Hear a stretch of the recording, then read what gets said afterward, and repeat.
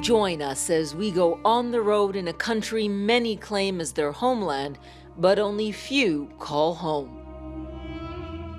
An ancient land that has stood the test of time, yet still surprises with timeless treasures. A landlocked nation with a proud history preparing to enter a wired world. Join us as we journey through Armenia.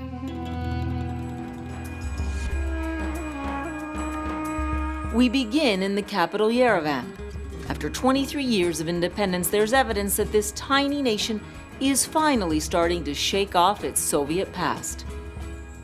The signs along Lenin Avenue have been changed to Mashtots Avenue, a 5th century monk who invented the Armenian alphabet. You see more Western luxuries, more traffic, and more access to technology.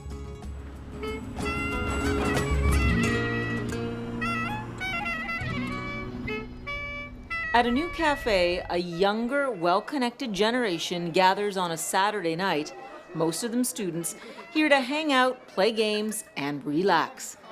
In a novel concept, drinks and snacks are free. You just pay for your time spent. During the week, it's a place to do work, hold meetings, and share ideas. I think our generation is very transitional, let's say, generation. The cafe owner is only 29 years old, but she still remembers the hardships of the 90s, living with blackouts, no heat, and little opportunity. I see such a big gap even between my generation and nowadays kids. They are 18, but they do have their business. They are doing something in art. They are confident. They believe in the future. I don't know. Yeah, I'm jealous of this generation.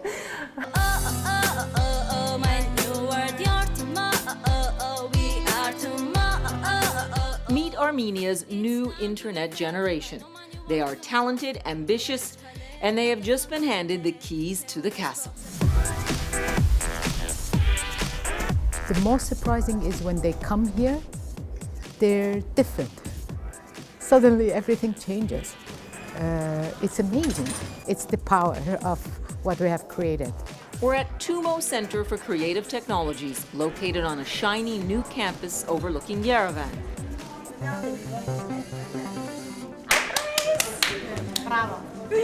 This revolutionary new school turned Armenian education on its head when it opened its doors 3 years ago.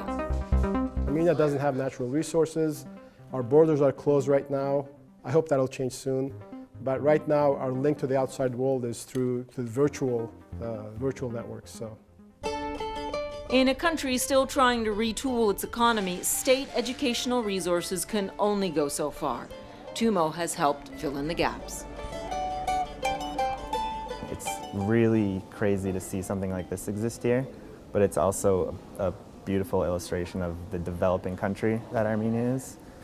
So it's an after-school university. It's a glorified after-school program. The idea is to get the entire figure down on paper in 2 minutes. A nonprofit venture funded by an Armenian couple living in the United States, Tumo is free for students. The goal? Create a unique learning environment that gives children their best chance to make it in a digital world. When we started, we thought about, one, a big space, like not to affect a few people, a few kids, but mass. That was important. It should be somewhere where you feel comfortable, where it's all about you and what you are creating on your screen. They have the opportunity to explore the areas that are interested in. Students can focus on computer animation, web development, game development, or digital media. The classwork is designed to inspire Armenia's next generation of creators. We pride ourselves on the fact that the majority of our students in the music team, they have zero background in music. What matters for us is kind of that passion and the drive. So they come in here wanting to learn, and then we start from there. And the results can be stunning, whether it's hands-on workshops like this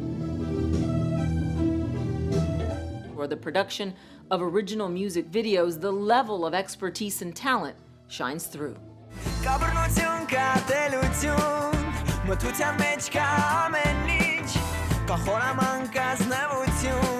This is going to be the music scene. Everything that we're exposing them to, think about it, they're 15 years old. You know, 5 years from now, they'll be 20 and they'll start working. Knee rotation, knee rotation. And that's really what it's all about, setting Armenian kids up for real-world jobs. Tumo brings that opportunity right in-house by renting the top floors out to tech startups. The kids aspire to work in companies like the ones, or literally for the companies upstairs. They see their future right above them. PixArt is the #1 photo editor, especially on Android. 50 million users around the world are using our product on a monthly basis to create something cool and share to the world. Armenian success story PixArt is already expanding on Tumo's top floor. By combining outside investment and local talent, they have built a company that is competing on an international scale. Startups and innovation is going to be like a very important part of country recovery, if you want. I'm happy to be part of it. Yeah? So where does all this brain power come from? Many Armenians point to their love of chess. Chess and the Armenians' aspiration to be excellent in chess speaks more about people's mindset and their respect for intellectual pursuits. Across town, in a much different after-school program, parents gather to watch their children match wits and willpower at the country's elite chess academy. These are the best and the brightest, aspiring grandmasters who come from schools across Armenia, where chess is now a required class. Even in this high technology age, people need to think. If you are not trained to think from young age, you can't make correct decisions. Like Tumo, the coaches here train young minds to excel and compete on the world stage. But as the Academy's director points out, chess may help them win in a wired world too. Chess is great for this century. Technology evolves so fast, people don't have time to think in order to press the buttons. Chess allows us to think and press the buttons at the same time, the right buttons. There is my superhero that I have made. Pressing the right buttons. It's exactly what the children are doing back at Tumo. 3 times a week, they come from all around the capital just for a chance to log on and learn. His superpower is calling milk to fight with bad ninjas. I promise that I will be a good animator to make famous Armenia.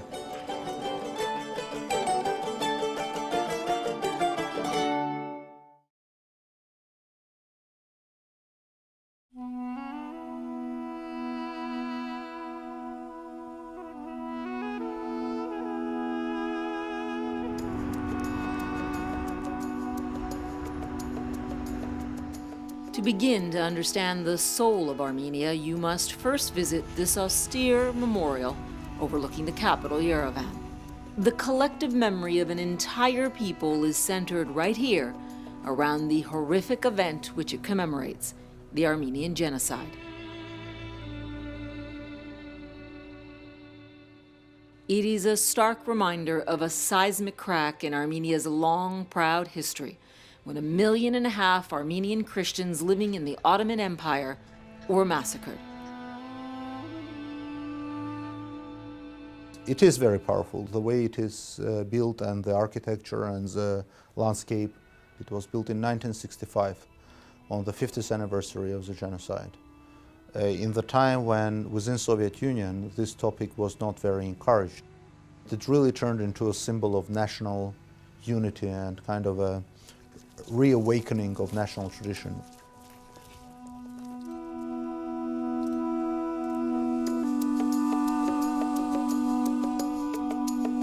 Another mobilizing force that has unified the country for centuries is the Armenian Church.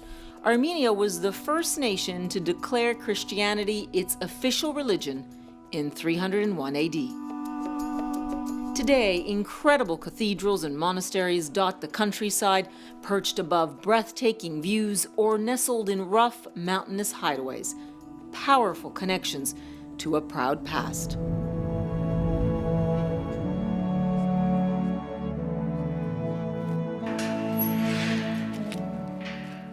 Traveling outside the capital Yerevan, we find one of the church's crown jewels, Gegard Monastery, a 13th century architectural wonder carved right out of the surrounding mountainside. You can feel the energy there. Meanwhile, which is very calm and because there's huge energy there. Our guide through Gegard is Mirushan Minashian, a young architect in awe of its complex beauty. For me as an architect, it's incredible to imagine to carve out something like this, even with today's equipment, the advanced technologies. It's like almost impossible.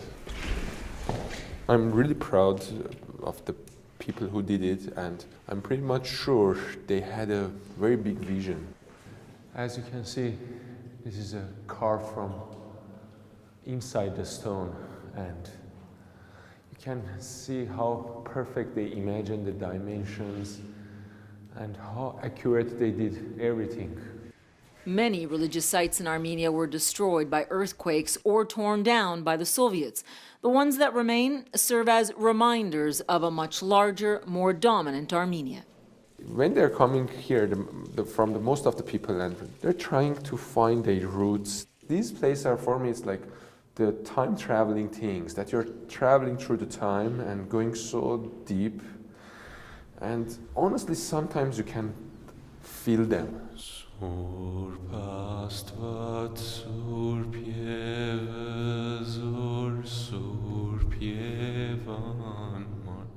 When you're singing and when you're hearing your son coming back, again, it's give you something to focus on yourself. Where are you going, and what's the message that these people try to send you?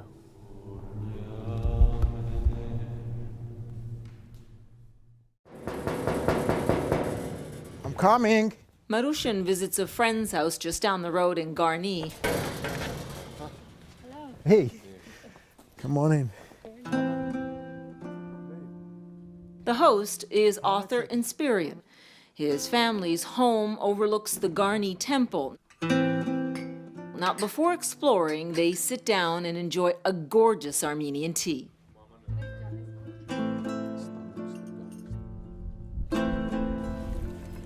We have a dessert table, organic foods, everything from this garden, everything, including tea, including this juice, and we call this unap. It's not popular, but it's very tasty. Tasty it is.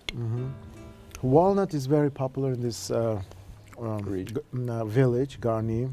Very tasty walnut. I really like the annab. It reminds me of my childhood. You can take it with you. Take your childhood with you.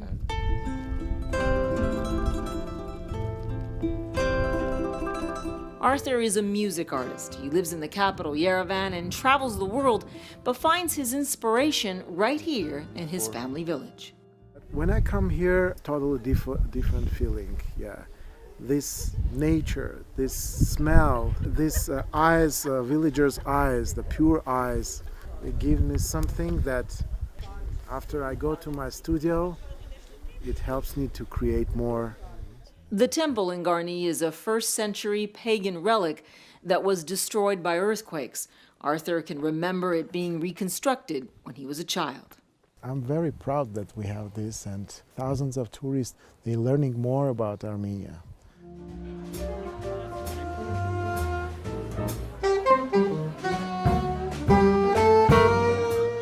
For Arthur, connecting to the past has always been very important. As an Armenian jazz singer, he knows great things can come from reaching back.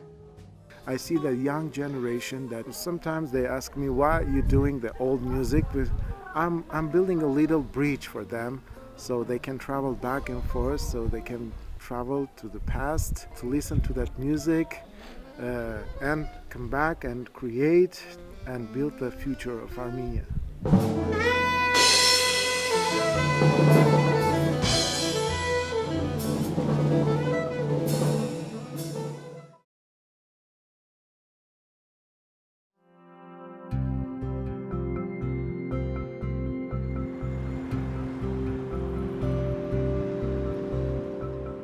Morning in Yerevan. With a chill already in the air, we're told it's a perfect time to sample kash, a traditional Armenian dish served only at breakfast. It's prepared the day before and left to simmer all night. And oh yeah, did we forget to tell you, it's made with cow's hooves? It's painful in the beginning, but then you realize it's part of the tradition and you have to carry on, and then you start loving it. For a lesson in the art of eating khash, our team sits down with political satirist Sergei Sargsyan. We take this very seriously, okay? Khash is a ritual, not just meal, it's a ritual. So it's also supposed to isolate you from the society for the rest of the day, so it implies a lot of garlic. Then the most important part, dry lavage, until it turns into a porridgey substance. And then you do this.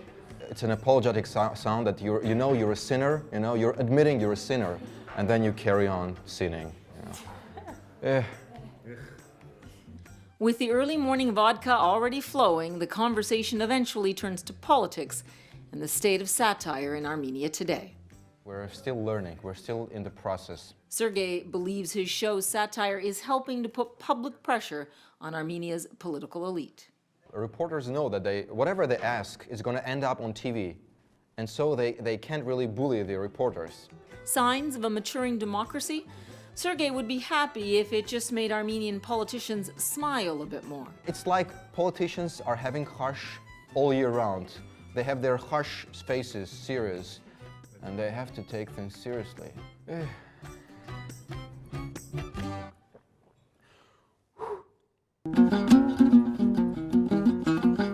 For the last leg of our journey, we went in search of the Armenian diaspora.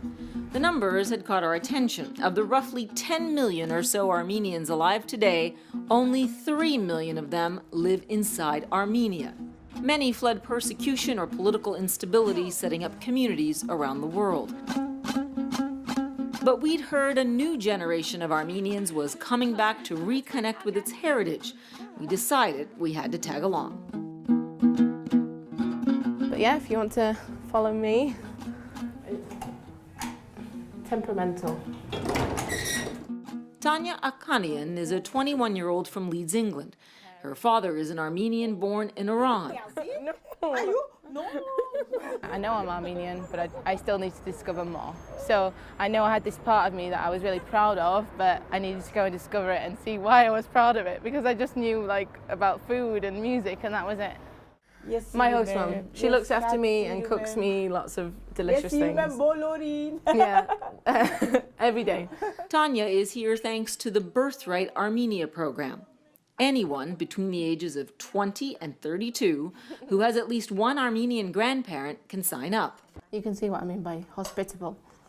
It's really interesting to see how they will just welcome someone in that is Armenian from a different country.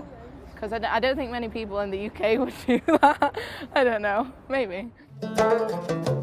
What we're doing here is getting people from outside to come and to really see firsthand for themselves this country, its potential, its challenges, and if Armenia is a big mosaic, where's that little piece of the rock, that colorful little piece with their name on it?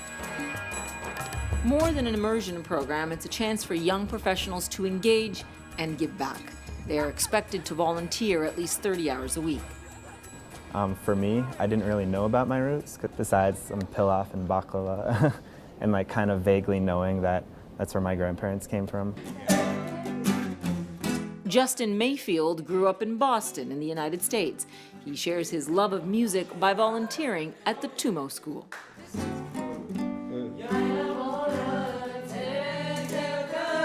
Learning Armenian music was one of my goals when I came here, and I'm trying to implement it into my workshop and trying to make the students have a way to modernize it. So we want to kind of show them what's awesome about it. Birthright helps volunteers get the full Armenian experience by taking them out of their comfort zone. We catch up with the Birthright caravan in the tiny village of Yeged Nudsar. I am Antoine Stepan Terjanian, and this is my wife Sheila. We were like you, Armenian Volunteer Corps. We came here in May 2002. We came to Armenia for the first time. Our objective was to serve for 1 year, but we fell in love with the people. There you go. It's really interesting to hear Anton's story, actually, about what he said about the people being the greatest resource, because like the one thing that is consistent everywhere in the cities and in the villages is kind of the people, and like how hard they work and how everyone's got like a complicated history. I think I will. You will come back and keep in touch. Tomorrow we're just gonna knock on people's doors and talk to these families. We'll try this one first. Usually it leads to like a really interesting story and something like you've never imagined someone could have gone through.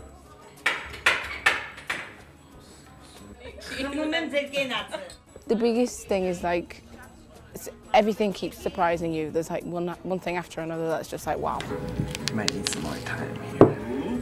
Keep an open mind and have no expectations. That's always what I'm going to say to you. Okay. Wow. It reminded me so much of back home and growing up with my dad, like the Western Armenian influences. And we've come away with dried fruits, cognac, wine. What have you got? Socks. Socks. And I've got her phone number, so. As our journey through Armenia winds down, a look back at the experience reveals a country betting heavily on its youth. At every stop, signs of a new generation of Armenians ready to move beyond their parents' past and embrace a future without boundaries. And probably most memorable from our time on the road in Armenia, all the people, both young and old, who were eager to open their hearts and share their homeland.